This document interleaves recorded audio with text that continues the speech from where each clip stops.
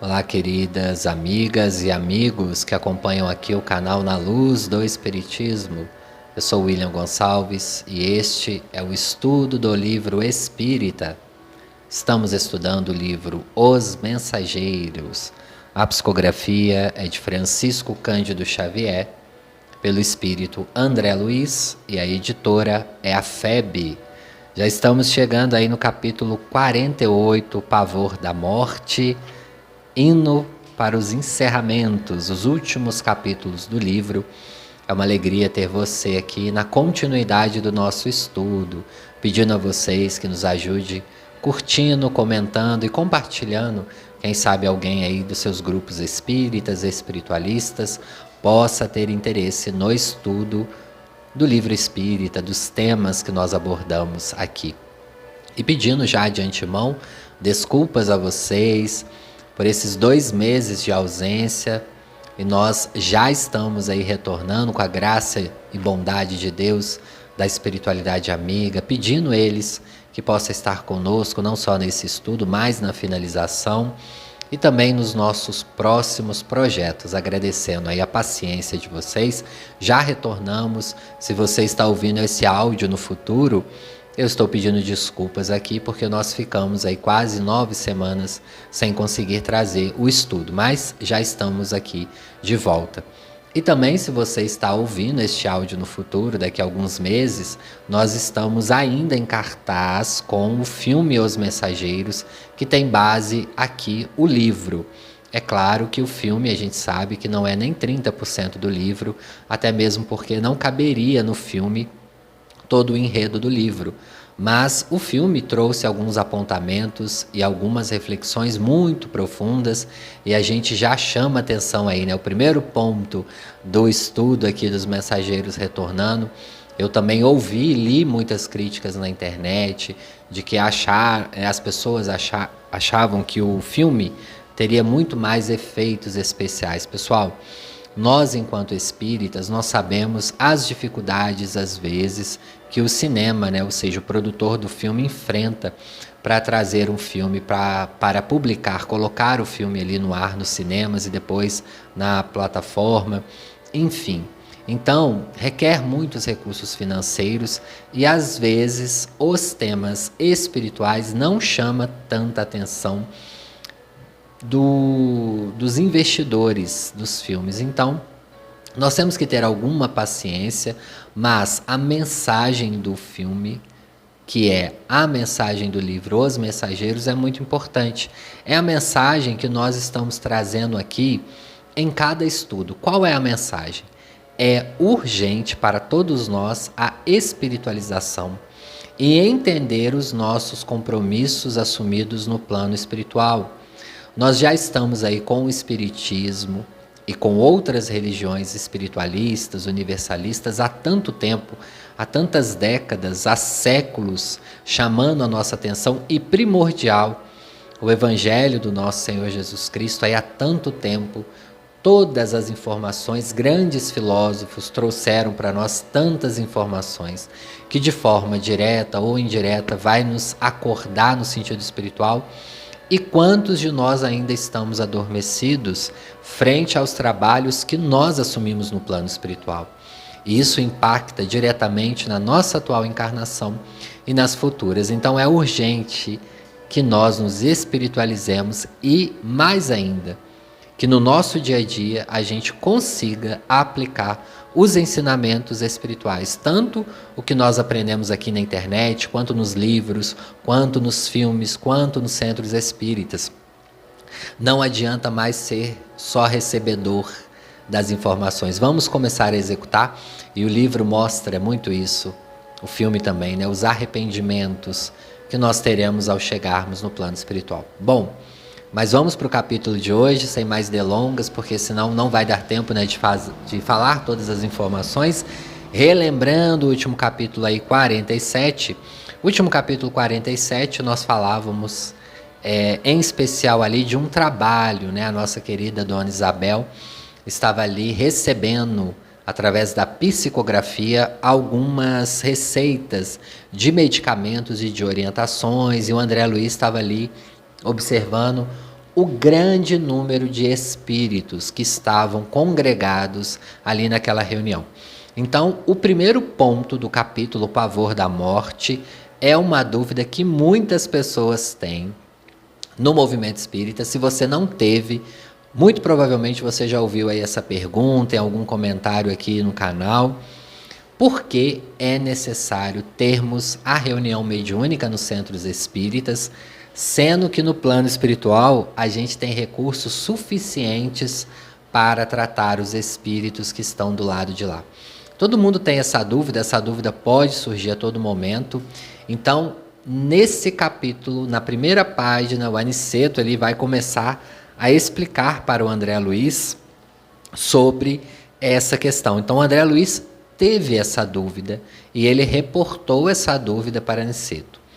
Mas, por que há aqui um grande número de espíritos buscando esses fluidos do encarnado, sendo que às vezes o encarnado está com problemas às vezes maior do que o espírito do lado de lá, e ele está ali doando fluidos? Por que ainda existe? Então, nós vamos observar aqui a explicação do Aniceto e eu vou complementar com outras, porque lembremos sempre que no plano espiritual nós não temos uma receita de bolo, cada caso é um caso, cada desencarnação é única, assim como cada reencarnação é única.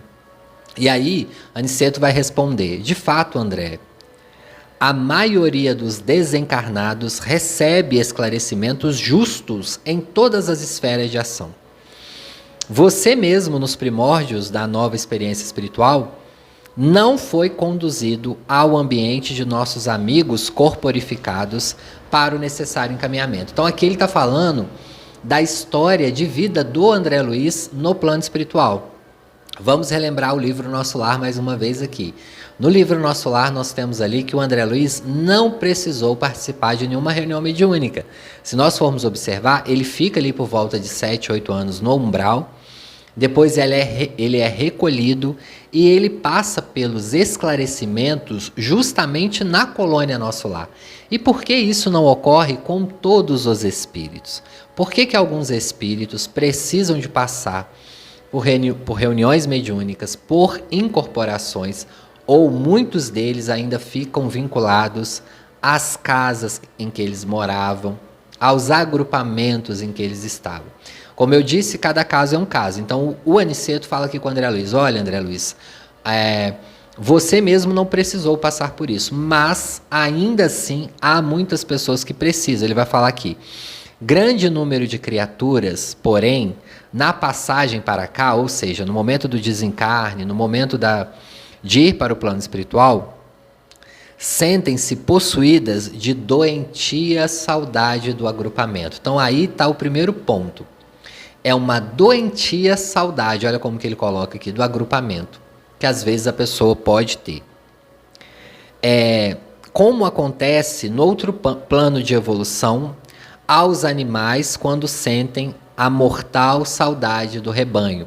Então ele compara aqui a um animal, por exemplo, que viveu no rebanho por décadas, e quando você tira ele ali daquela família, ele fica extremamente angustiado, ele tenta fugir, né? Quem aqui tem experiência com adoção de animais, suponhamos que você adote um gato que está vivendo num grupo de famílias ali com 8, 9 gatos, e se você retira ele desse grupo, ele pode adoecer, ou nos primeiros meses, ele pode ter repetidamente uma angústia, tentar fugir do local. Enfim, isso acontece tanto com os animais como com quem acaba de desencarnar.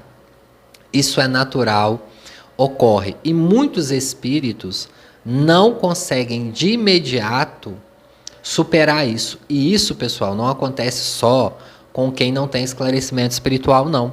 Você que trabalha em centro espírita, você que tem vinculações aqui na Terra, imagina, vamos supor, uma pessoa que está trabalhando no centro espírita, dá palestra, participa de 2, 3 reuniões mediúnicas por semana, faz trabalho de caridade, está acostumado com aquela família do centro espírita, de repente ele dorme e amanhece no plano espiritual. De imediato, ele pode se sentir deslocado. E o que ocorre, quem está em reuniões mediúnicas aí já deve ter percebido, muitos trabalhadores da casa espírita frequentam às vezes as reuniões mediúnicas durante alguns meses, após a desencarnação para ir se habituando. Isso pode ocorrer. Então, é um dos pontos de que por que há necessidade dessas reuniões mediúnicas. Mas lembre-se, é apenas um ponto, nós temos diversos outros pontos. E aí Aniceto continua aqui. O serviço de socorro é mais eficiente ao contato das forças magnéticas dos irmãos que ainda se encontram envolvidos nos círculos carnais. Esta sala, em momentos como este, funciona como grande incubadora, olha que interessante, de energias psíquicas para os serviços de aclimação de certas organizações espirituais à vida nova. Então, olha que interessante. Naquele momento, eu falo isso muito aqui, tanto no Evangelho, quanto também aqui no livro. Quando nós estamos num local espiritual, nós estamos doando ectoplasma e energia psíquica que os mentores utilizam de todas as formas ali para ajudar também o desencarnado. Então, outro ponto que nós temos que levar em consideração aqui, muitas pessoas chegam demasiadamente materializados do lado de lá. Não são todas as pessoas e muito pelo contrário, a grande maioria chega muito materializado. Então, essas pessoas vão precisar do famoso choque anímico. Se você nunca leu nada sobre, vou tentar explicar aqui rapidamente, mas vale a pena a pesquisa. É o que nós chamamos de incorporação. Às vezes nem é uma incorporação que o espírito vai falar nada, mas ele precisa daquela aproximação, daquele choque, ou seja, como se fosse um balançar ali nas fibras do espírito para ele acordar frente à sua situação. E tem outro ponto que nós estudamos, inclusive aqui no livro Os Mensageiros. Quem vai recordar, se eu não me engano, há 2 capítulos para trás, quando a nossa irmã está ali falando, explanando sobre o Evangelho, e tem um mentor intuindo ela.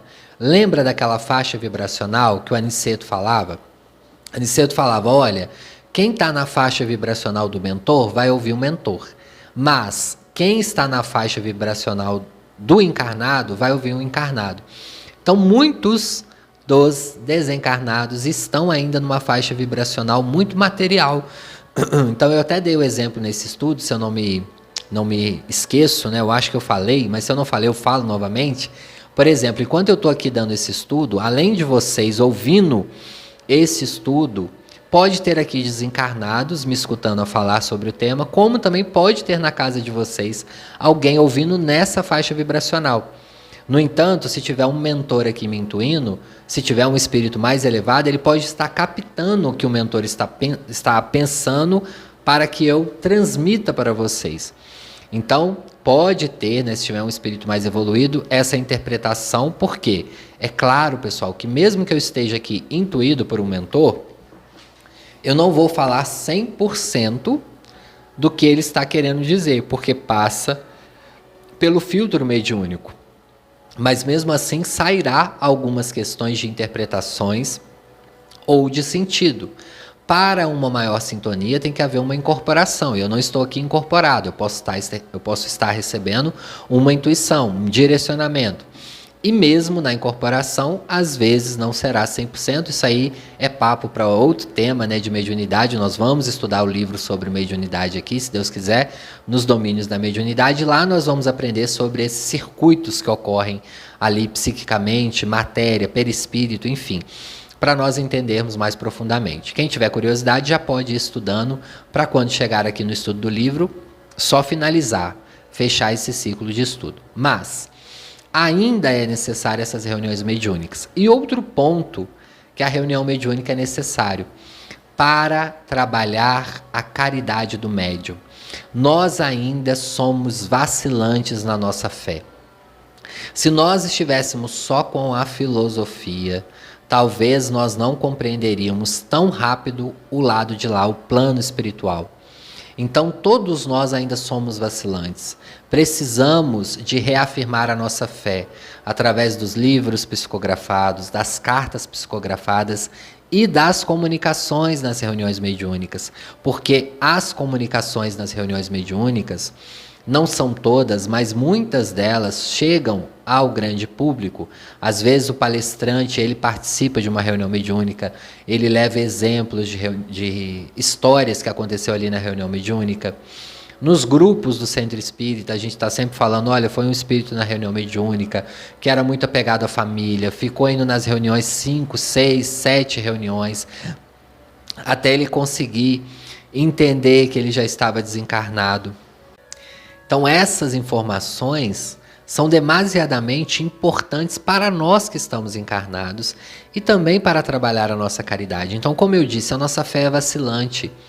Quando a nossa fé vacila, essas informações reforçam a nossa fé.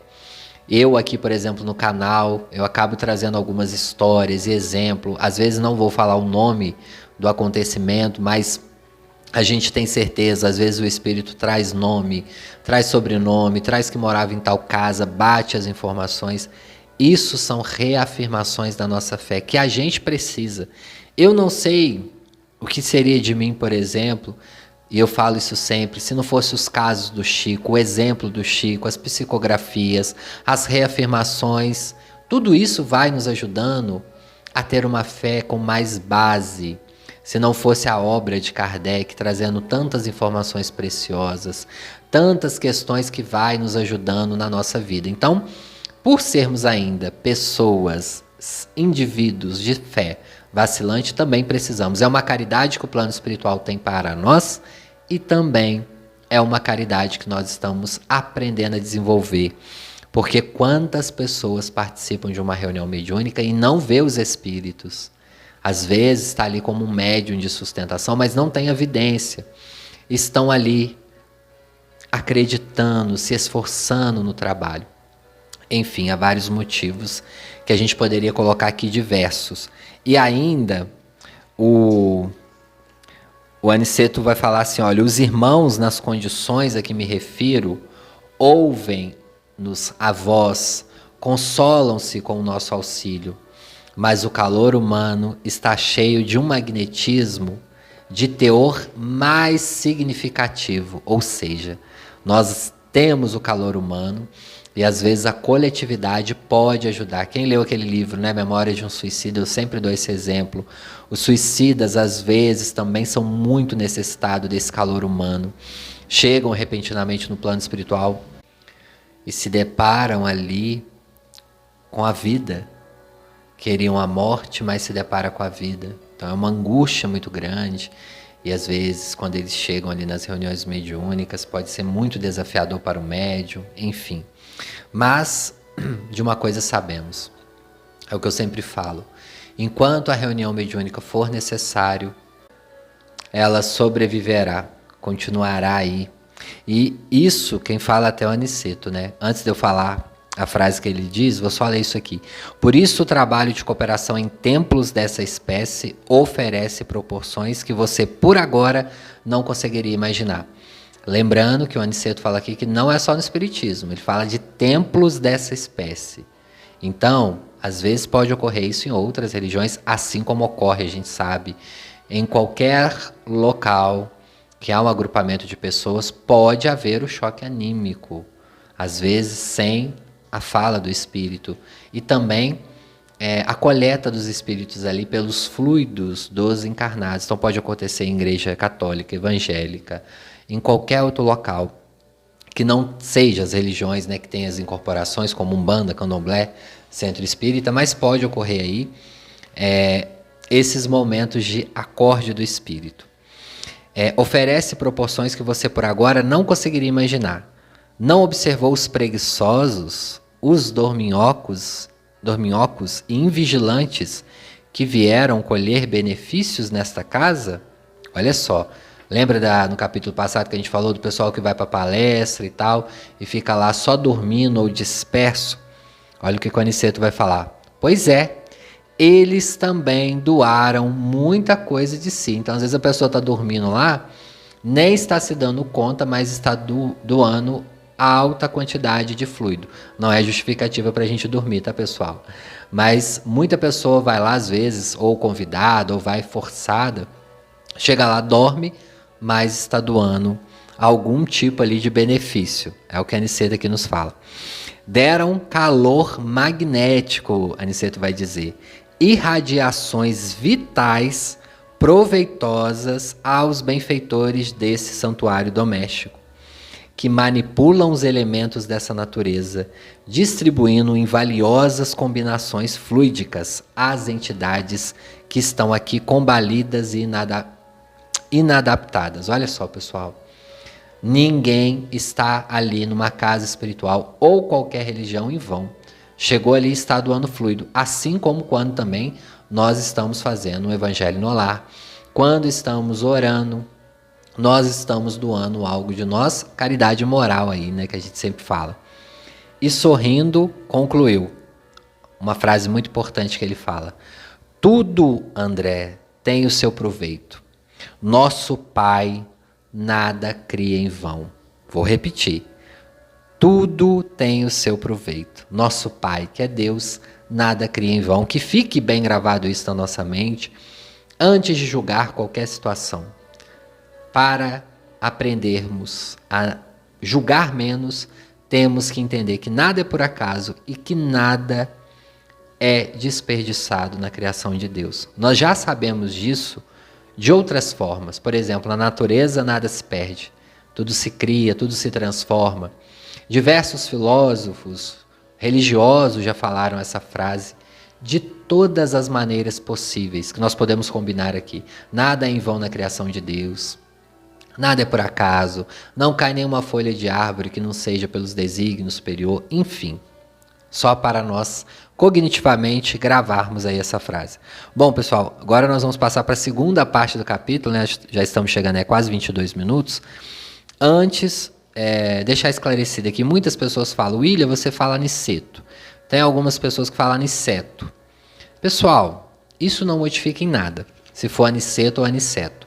Eu tenho um apego afetivo por Aniceto. Desde que eu li esse livro a primeira vez, talvez lá pelos anos de 2005, não sei, há muitos anos atrás, talvez eu comecei falando errado, mas eu já peguei afetivamente Aniceto. Então, quando eu oro pedindo uma orientação, eu falo Aniceto. Se é Aniceto ou Aniceto, vamos descobrir lá no plano espiritual.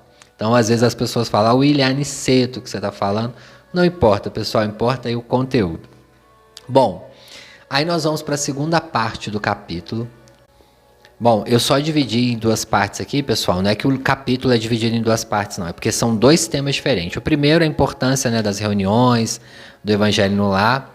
E o segundo é o pavor da morte. Então, é bem interessante isso daqui, porque acabando ali a reunião, Aniceto e o André Luiz, enfim, Vicente, eles vão para o necrotério. Ou seja, tem uma pessoa no necrotério que tinha morrido há 6 horas.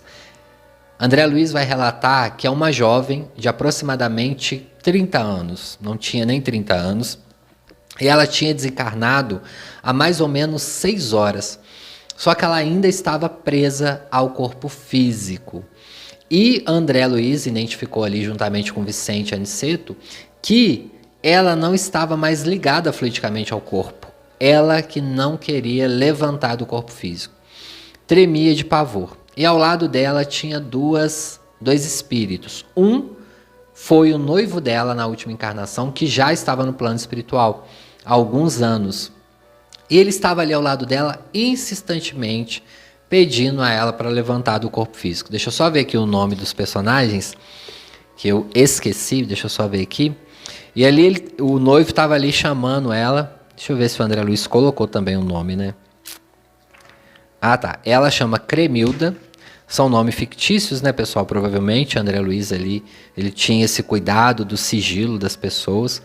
E o noivo dela. Então ele ficava ali, Cremilda, venha, né, para o plano espiritual. E ela ali tentando acreditar que não tinha morrido, mas já estava lá no plano espiritual, tomada de pavor. Então Aniceto, quando chegou ali, ele viu aquela cena e muito provavelmente intuíram ele para ir até aquela cena, para que ele acalmasse o noivo, e ali ele vai falar com ele, assim, olha, eu sei que você está com pressa de rever a sua noiva, que você está feliz que ela chegou, mas nós vamos precisar de uma nova ação aqui com ela. ela não dormiu no desprendimento. Então, olha só, pessoal. Ela teve o desprendimento toda acordada e consciente. Então, ela viu a morte, ela sentiu o desprendimento, só que ela não percebeu, digamos assim. Então, Aniceto fala, olha, é necessário agora que ela passe por uma terapia do sono no plano espiritual. Lembra que nós estudamos também, né, pessoal, os espíritos que estavam ali dormindo, tinha uns que dormiram meses, outros anos. Tem até um caso muito famoso na internet, aí ficou famoso por causa da palestrante da Maíse, que ela conta do senhor que era muito apegado à família, que a família não conseguia viver sem ele, que ele chega no plano espiritual, os mentores também têm que aplicar esse recurso, e ele teve que ficar ali dormindo por volta de 2 meses. E ali Aniceto fala com ele, a nossa irmã, a sua noiva, ela não tem débitos nenhum e ela não precisará passar pelo umbral. Olha que mérito, hein, pessoal? Ela desencarna consciente. Quantas pessoas queriam, né, desencarnar tranquilamente assim? E ela não tinha débito nenhum, ela não precisaria passar pelas regiões de reajuste, de equilíbrio. Porque o umbral nada mais é do que isso, né? Um reequilíbrio ali, um acorde perispiritual. Mas, por ela não ter nada disso, mas ela está resistente, nós vamos aplicar a sonoterapia por um tempo. E ali ele entende, e aí o mentor estava ao lado dela, ou seja, o mentor dela. Muitas pessoas, eu mesmo tinha essa dúvida quando eu comecei a ler a obra André Luiz. Uma curiosidade, eu sempre falava assim, poxa, o pessoal morre e não aparece os mentores, né?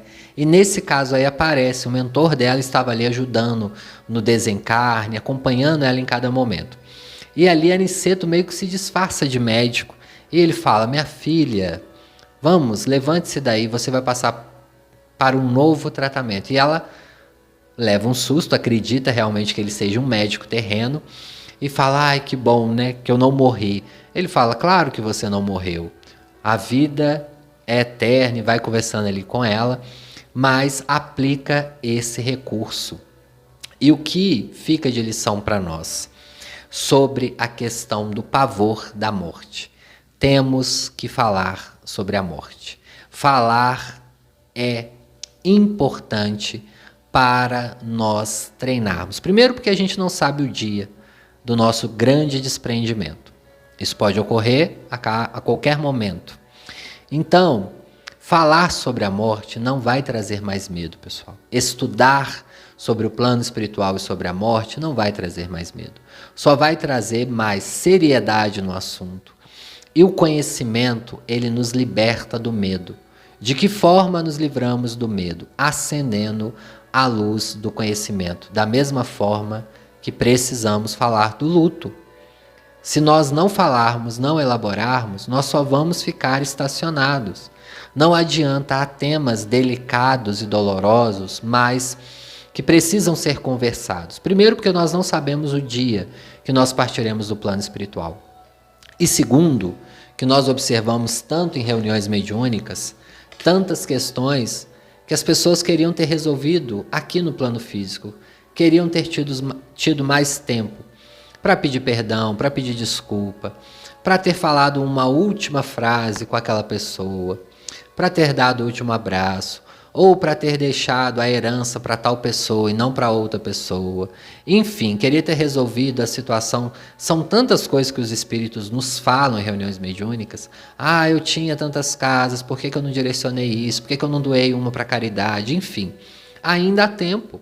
Enquanto nós estamos no plano físico, nós temos tempo de resolver as situações do plano físico. Não há mais tempo quando nós desprendemos do corpo físico. Tempo que eu falo para resolver situações materiais. Ainda assim teremos a afetividade, podemos dizer que amamos, mas muitas das vezes, quando nós chegarmos lá, vai ter um tempo para reencontrar ou para que a pessoa consiga interpretar essas palavras. Então o tempo é hoje. Como vencer o pavor da morte? Compreendendo, nos espiritualizando e sabendo que o que nos espera é a morte, a certeza que nós temos. Um dia nós vamos passar por essa grande transformação, como nós já passamos centenas de milhares de outras vezes, ainda vamos passar por muitas. Naturalizar esse processo não é que nós não iremos sentir dor, medo, aflição. Vamos sentir em algum momento. A crise da morte existe. O momento do desencarne ele vai ser mais ou menos doloroso, dependendo da nossa intensidade, do que irá nos ocorrer no momento da morte. Mas essa crise ela pode ser muito passageira e muito rápida. Nós estudamos aqui o livro Voltei e observamos ali alguns casos de desencarnação e nós vamos continuar com as obras de André Luiz e vamos ver alguns outros casos, inclusive no próximo capítulo nós vamos ver aí um desencarne muito interessante. Eu aguardo vocês, quero agradecer pelo carinho, quero agradecer aí as felicitações de aniversário que eu recebi ontem no Evangelho, muito obrigado, que Deus os abençoe, continuamos juntos, se Deus quiser, em mais esse ano. Quero agradecer também ao carinho aqui com o canal, os comentários, podem ter certeza que eu leio cada um, eu não curto apenas lá, eu leio, entendo o que vocês falam. As dúvidas, muitas delas eu tenho tentado responder aqui durante esse processo de estudo, de aprendizado. Então nós estamos aqui também sempre tentando levar um pouquinho conto aí com a prece de vocês. Muito obrigado pelo carinho, paciência e até o próximo estudo, se Deus quiser.